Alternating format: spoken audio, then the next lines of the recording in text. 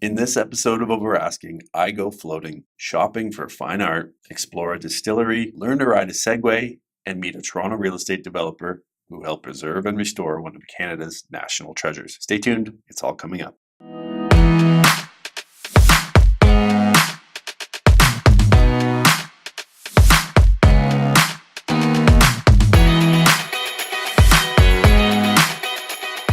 Hello and welcome to Over Asking, the show for entertaining homeowners and real estate investors. I'm your host, Joel Adair. This episode of OA has been inspired by a condo that I recently listed for sale right here in Toronto's Distillery District. To really gain an appreciation for this area, you need to start by understanding the history here.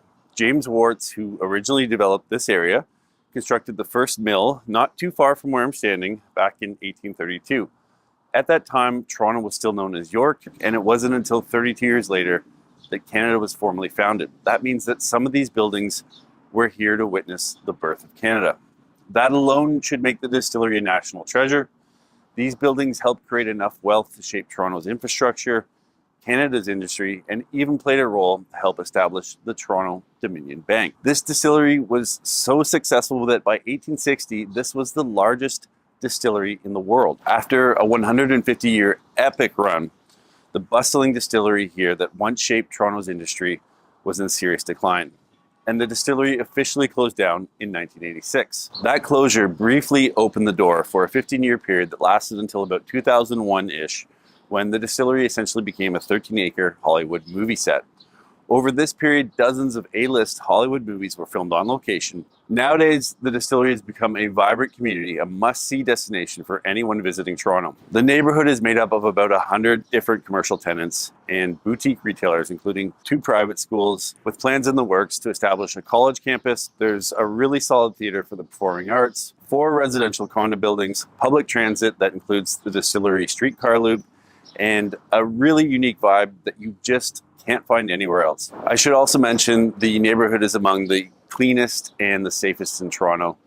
It's absolutely spotless down here. I mean, you actually can't find a piece of trash anywhere. My one complaint about the neighborhood is that it can feel a little bit like a red brick maze. The neighborhood is obviously incredibly charming, but remember, this area was originally designed as an industrial complex and not originally intended to be a neighborhood. So you need to spend some time down here in order to really get to know your way around. To get better acquainted with the area, I'm offering a short list of my 6 favorite destinations.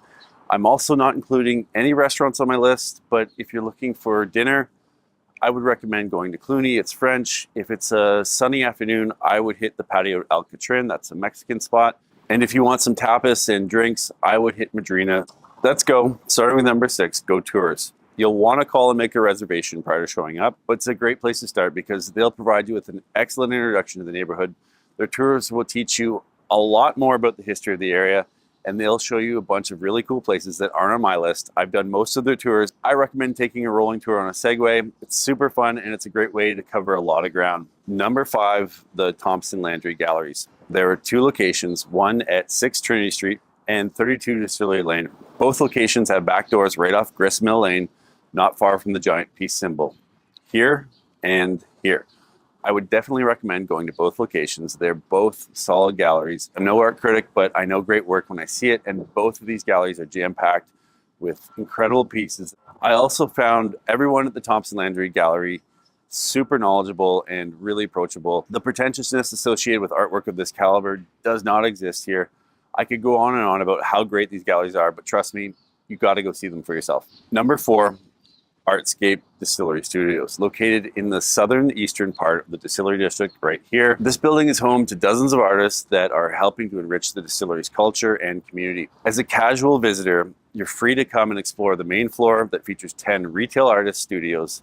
It's a great place to go for a walk, do some window shopping, and if you see something you like, you can meet the artists and likely see them work at their craft. It's also fun to check out some of the remaining hardware left in the building that still exists from the American Prohibition era. Number 3, GW General, located at 43 Tank House Lane, right across the street from the Young Center for the Performing Arts. GW General is probably my favorite shop in the distillery. Walking into the store gives me this really comforting, dream-like feeling. It's kind of hard to describe. The place is pretty magical.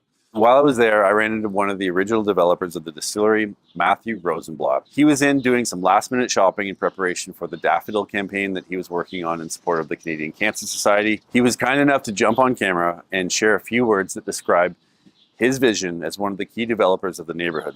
This area was built as a place to be one of the best neighborhoods in the world. Everything here is high-end, but it's given to you in a way that's just comfortable and relaxed and cool. The neighborhood is meant to be the best of the big city in terms of like creativity, but the romance and charm and connectivity of a small town. Here, we create a platform for you to enjoy life with the people that you love. You can stroll through, keep it slow, you can have a coffee on a patio, go into an art gallery and be inspired by the art. But whatever it is, and whoever you are, there's something at the distillery to either bring you here as a visitor from a faraway destination, but even better, to get the distillery every day by living here.